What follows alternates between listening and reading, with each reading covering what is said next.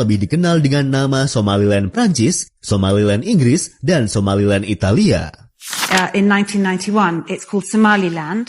It hasn't been recognized internationally. جيسي مسرس بي وخبير دبلوماسية وكترسن معك هودسون وفردقيسو يهاي دلك مريكان كاي. السلام عليكم ورحمة الله وبركاته. دمان أمد السلام كملك استيتشوغان أدبايدي السلام يا وأيوه وولالكين جمال. channel كايغو هدونا سبسكرايب كواهين سبسكرايب لايك شير كومنت انتبه. إيه قاعد أكود اللاعي وكل جاي. واي أديات ما أنت محادين هيا. وحاندين هيا ولي. sidaan isku ogeyn aqoonsigii Somaliland wadana badan ayaa noo harsanaa oo ka soo hadlay oon wali inii soo gudbin maanta waxaan inii soo gudbin doonaa wadano aanad wali hore u maqal balse qadiyada Somaliland ka hadlaya aad sad hore nooga barateen mar kasta channelkayga ku xidhnow waxaad kala socon doontaa wax kasta oo update aad baad u mahadsan tahay ila soo daawo. Pada periode kolonialisasi, wilayah-wilayah ini kemudian lebih dikenal dengan nama Somaliland Prancis, Somaliland Inggris, dan Somaliland Italia. Singkat cerita, pada tahun 1960, pemerintah Inggris menyatakan akan memberikan kemerdekaan kepada Somaliland Inggris, dengan maksud bahwa wilayah tersebut akan bersatu dengan Somaliland Italia. Selanjutnya, pada tanggal 26 Juni tahun 1960, wilayah Somaliland Inggris diberikan kemerdekaan dari pemerintah Inggris. Pada tanggal 27 Juni tahun 1960, Majelis Legislatif Somaliland yang baru dibentuk menyetujui sebuah undang-undang yang secara resmi mengizinkan penyatuan Somaliland dengan wilayah Somaliland Italia pada tanggal 1 Juli tahun 1960. Pada tanggal 14 Oktober tahun 1996, Somaliland secara resmi mengadopsi bendera nasional mereka sendiri. Desain benderanya ini terdiri dari 3 warna utama, yaitu warna hijau, putih, dan merah yang disusun secara horizontal. Desain benderanya tersebut juga menampilkan adapun makna yang terkandung pada desain bendera tersebut antara lain, warna hijau melambangkan tanah subur dan kekayaan alam, warna putih melambangkan perdamaian dan kesucian, sedangkan warna merah melambangkan perjuangan kemerdekaan dan persatuan. 2 kalimat syahadat melambangkan Islam sebagai agama negara, dan bintang hitam di tengah-tengah bendera melambangkan keberanian dan keadilan. Somaliland telah mencapai banyak kemajuan dalam menciptakan sebuah negara yang stabil dan memiliki kekuasaan sendiri. Somaliland telah menciptakan sistem pemerintahan yang demokratis dan melindungi hak asasi manusia, dan juga berhasil menciptakan sebuah ekonomi yang berkembang. Satu kelompok etnis, namun penduduk Somaliland terbagi atas klan-klan atau marga yang berbeda-beda. Ishak atau Ishak, Darod, dan Dir adalah 3 klan terbesar di Somaliland, dengan Bani Ishak meliputi sekitar 80% dari populasi penduduk Somaliland. Adalah kerajaan Adal dan kerajaan Ifat. Selain itu, selama sepanjang abad pertengahan, imigran Arab tiba di Somaliland, termasuk Syekh Muslim Ishak bin Ahmed, yang nantinya mendirikan klan Ishak, dan Abdi Rahman bin Ismail al-Jabarti, yang nantinya mendirikan klan Darod. Republik Somaliland dibagi menjadi 6 wilayah administratif, yaitu Awdal, Sahil, Marodijeh, Togder, Sanak, dan Sol. Kemudian, daerah tersebut dibagi lagi menjadi 18 distrik administratif.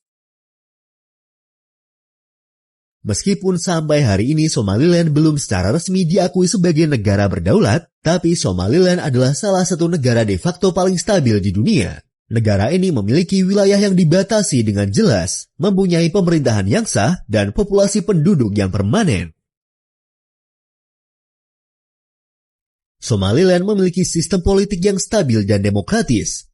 Somaliland memiliki sistem politik multipartai dan secara berkala mengadakan pemilihan umum untuk memilih wakil rakyat, presiden, dan anggota parlemen.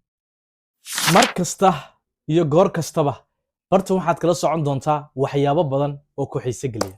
aad aqoonsiga Somaliland wuxuu noqday mid aanan indhaha laga qabsan karin. Hadda waa mid aanan indhaha laga qabsan karin. Dawlad waagi bariyaba dawlado cusub ayaa ka soo hadlaya. Dawladahaasina waxay sheegayaan Somaliland iyo Soomaaliya inayna isku mid hayn. wax badan markay research badan soo sameeyeen waxay soo ogaadeen dhabtii Somaliland inuu Ingiriis gumaysan jiray dawlad weligeedba jirtay inay ahayd Soomaaliyana inuu gumaysan jiray Talyaani oo ay laba dawladood kala haayeen kadibna ay isku biireen markii dambana la isfahmi waayay dib loo kala gurtay xamaantii qof kastaba Somaliland waxay timid dhulkeegii ay markii hore xorriyadda ku heshay Somaliland dhulkeegu ka hadhay balse hadda adduun weynihii wuxuu fahmay hawshii Soomaaliya ay qarinaysay ay lahayd waa gobol naga mid ah Somaliland tiina way soo baynowday ila soo daawo Mashalh oo ah khabiir diblomaasiyadeed oo ka tirsan macadka Hudson oo fadhigiisu yahay dalka Mareykanka ayaa meesha ka saaray xaqiiqada sheegashada safiirka Soomaaliya u jooga dalka Mareykanka waxaanu sheegay in aqoonsi uu xilligan Mareykanku siiyo Somaliland uu yahay sharci maadaama Somaliland ay buuxisay waxyaabaha looga baahan yahay dawlad sidoo kalena aanay jamhuuriyadda Somaliland weligeed si sharciya uga mid noqonin Soomaaliya Mashalh ayaa sheegay dooda safiirku waxa ay ku tiirsan tahay khaladaad badan ayuu yiri Josh waxaanu intaasi ku daray isagoo daadifaynaya qodobada uu doodiisa u cuskaday safiirka Soomaaliya u fadhiya Mareykanka tani waa mid ka mid ah sheegashada Daahir Xasan Cabdi ee ugu yaabka badan Soomaaliya waxa ay si joogto ah uga mid ahayd dalalka ugu xasiloon adduunka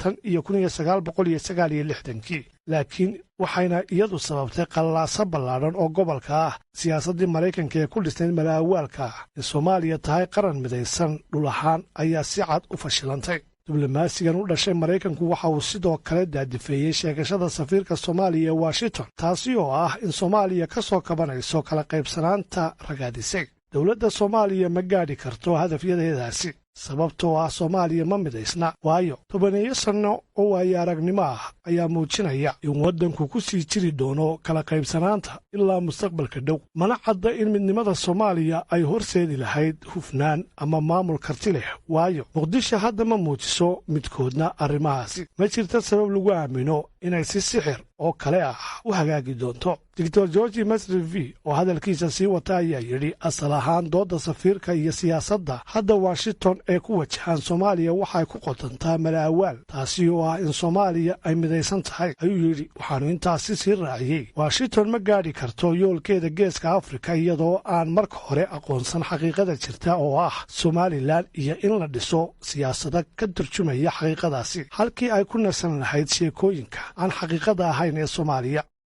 in 1991 it's called Somaliland. It hasn't been recognized internationally, but it's a sort of the land that the world forgot. And what was so surreal is that just an hour and a half after being in that city, I landed in a place called Berbera, a port city. And it's by the sea. And we went for a walk, by the sea. And there, sort of totally not aware of us at all, were these girls like playing in a pool by the sea. They were teenagers. And not only were they sort of frolicking in the water and rolling around, they weren't even wearing headscarves.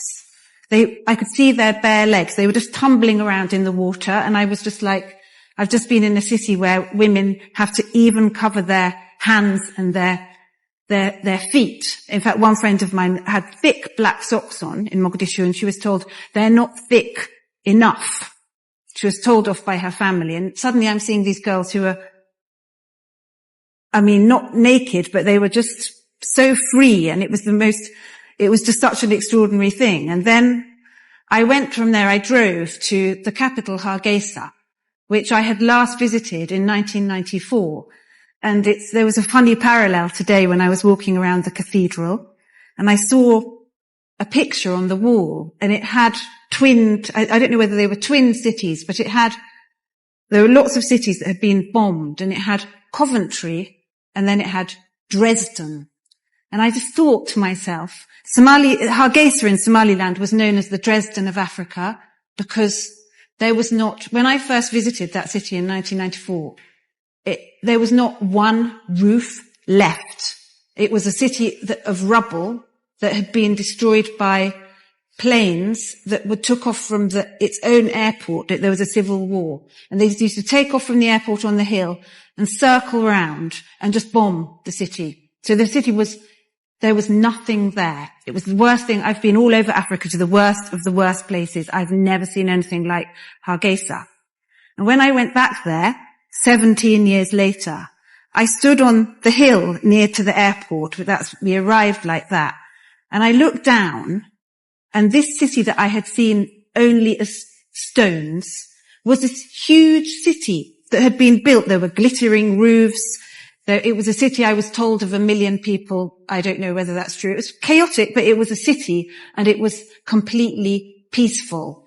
And I suppose that was the time when I became sick at myself as a journalist, and sick, as you said, of all the journalists that tell the story of Nigeria as Boko Haram and corruption, that tell the story of Somalia as, well, Somalia had all the ingredients because it had famine, disease, endless conflict, terrorism, and even like the added ingredient of pirates. But Somaliland was a place that none of those things applied. So I thought, I have to tell a different story, but you can't do that in journalism. You have to fight because they only want the other story. So I wrote a book, basically. And that evening when I was in Hargeisa, I went to the hotel, and there were couples or men and women, and they greet each other there. They're quite conservative, but they greet each other by kissing each other's hands. And there's a sort of air of mild flirtation. And on that day was the day that Al-Shabaab had banned men and women from shaking hands. And I thought, this is completely crazy. Just, in one part of the country, they're not allowed to even shake hands. Here, they're kissing each other's hands. And sort of, there was something romantic about it. And it was just, I started to ask how did this happen? How did Somaliland, the territory that the world forgot, on its own, form some kind of functioning polity? It's not a recognized country. And it did that because Somaliland was sort of left to its own devices, and the Somalis came amongst themselves and they fought for a while, and then they spoke for years, and they had endless conferences, and they sort of developed a hybrid system of Somali clan politics, which they mixed with a more Western style democracy. And Somaliland now has incredibly competitive elections. I think it's the most sort of free and fair democracy in not only the Horn of Africa, but East Africa. You look at Kenya, places like that. The opposition can't win because they cheat. In Somaliland, the opposition wins, even if it's by a matter of 20 or 30 votes.